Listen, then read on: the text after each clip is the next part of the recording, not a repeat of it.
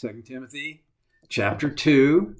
We're still looking at verse 24, and we're working on the very last thing that Paul writes to Timothy. And the Lord's servant must not be quarrelsome, but must be kind to everyone, able to teach, not resentful. I talked about I don't know what you want to call it. I draw it out as a stairway that begins with an injury. It could have been a physical injury, but more likely it was an emotional injury.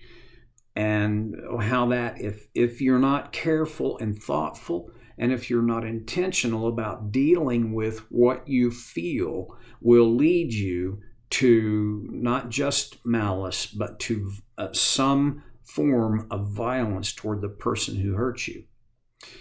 So we talked about resentment, and just a quick thumbnail review is when you're injured, you're going to feel pain. And when you feel pain, you're going to feel anger. That you can't keep that from happening. But what you can do is choose what you will do about when you are angry. And so that's where we started last time. And we started with the idea that the off-ramp to get off of resentment is forgiveness. I mentioned it, I said it several different times, that this is a process. Forgiveness is not an event. It would be easy if it were. It is for God, but it isn't for us. And here, in case you haven't got the memo, we're not God. We struggle to forgive. That's why it needs to be a process. It begins with a choice. I choose to forgive the one who hurt me, fill in the blank with their name, when they did, and then we have to fill in the blank with what they did. Again, C.S. Lewis's words fit here. To forgive is not to excuse. Sometimes as Christians, we feel like, well, we've just got to excuse this. We've got to let it go. Yeah, we've got to let it go. But I don't like that phrasing very well, because it is really hard to just let it go, right? Just drop it. If it were that easy, the world would be utopian. But it is not that easy. And that's why we have to employ this process of choosing to forgive. Now, I'm not going to replow, or I'm going to try not to replow all the ground that I covered last time. But I've got to say, if we treat forgiveness as an event, and so I forgive this person for that. For a while, it feels good. But then the memory of that injury returns, and I can be re-injured all over again as I remember it. And as a Christian, my thought then is, I thought I forgave them for that. Well, I feel very strongly about this from my own life's experience and from my work with people in counseling. If you don't treat forgiveness as a process, you will always have to deal with this self-accusation of your moral and spiritual inadequacy because you must not have forgiven them. First of all, that's not fair to you. Forgiving is an act of grace. And in order to forgive, we've got to apply grace first to ourselves.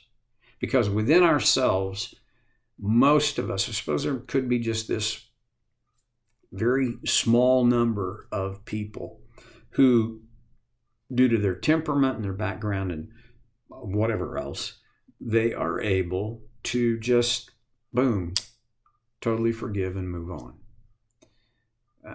The rest of us, we have to stay in the process.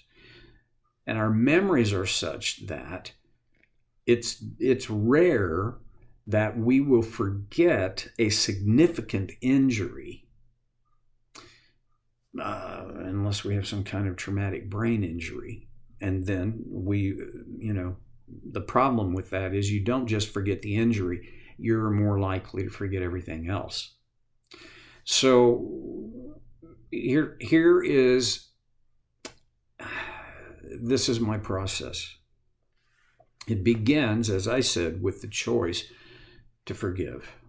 It begins with your sharing with yourself and with God. I want to forgive this person for what they did, and be specific about what they did. Because see, if you can't identify what they did, it's going to be really difficult to truly forgive them. So identify it, okay? And then you say to yourself and to God, so I am choosing to forgive them. Will that make the pain of your injury go away?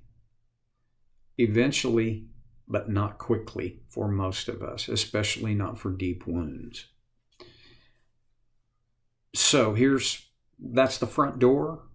It's just the front porch, not even the front door of this process of forgiving. And here's how it works. Every time the memory of that injury comes to my mind, I choose again to forgive them.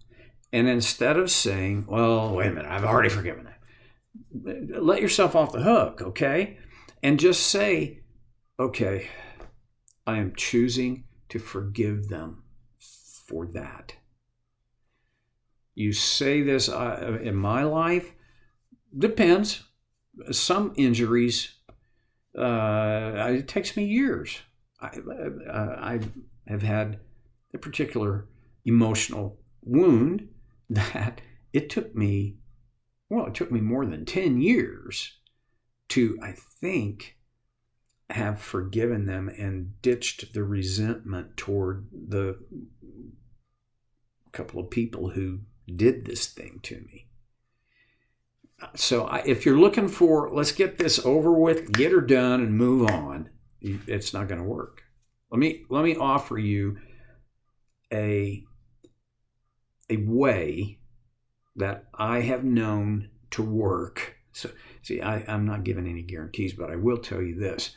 I and others have done this, and it works. You got to identify the person. You have to identify the behavior, what they did that hurt you.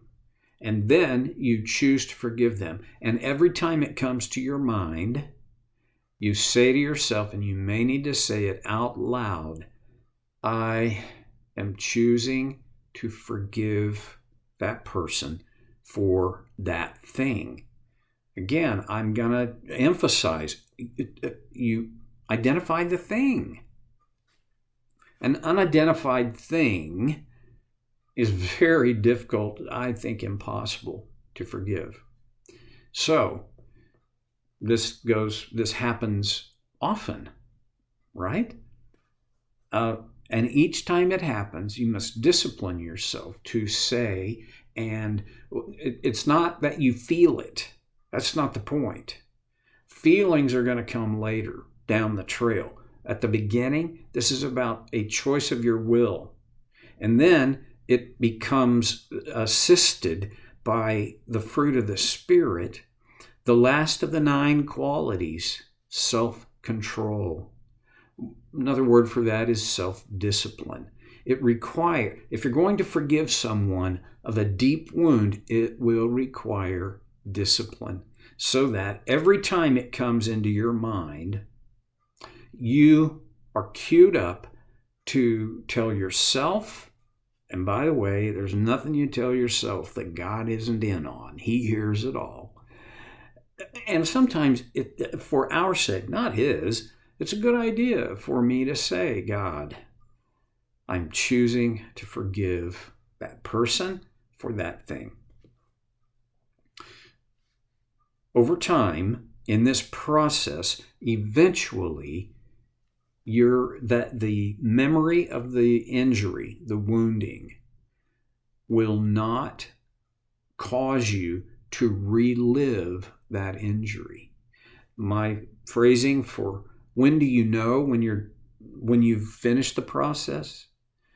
It's when the memory of the injury no longer re-injures you. Will you still have the memory? Well, yeah, I've got a little thing here. I don't know if you can see it. It's not very clear, but right in here, I've got this caterpillar scar. I got that scar when I was 6 years old in Visay, Oklahoma. Big kid down the street got a brand new bike, and it was awesome. I knew how to ride my little 20-incher. This was a 24-inch. But I wanted to ride it really bad. And he said I could.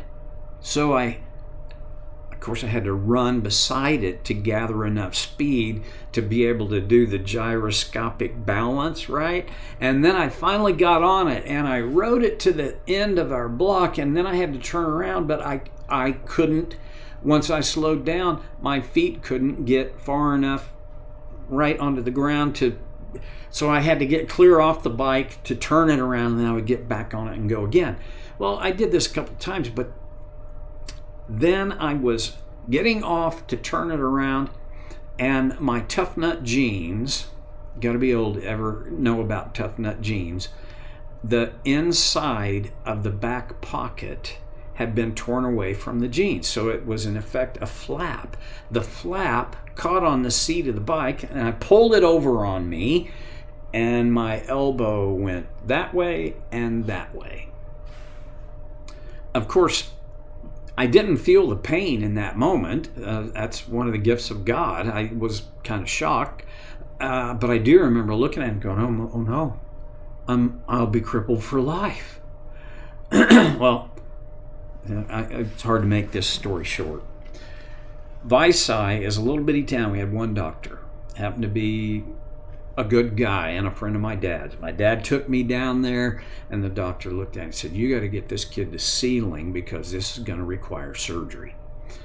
Went sealing, they did surgery, but to do the surgery, they had to cut me down so that they could get to the bone. Those bones had to be pinned, and so it was a deep wound.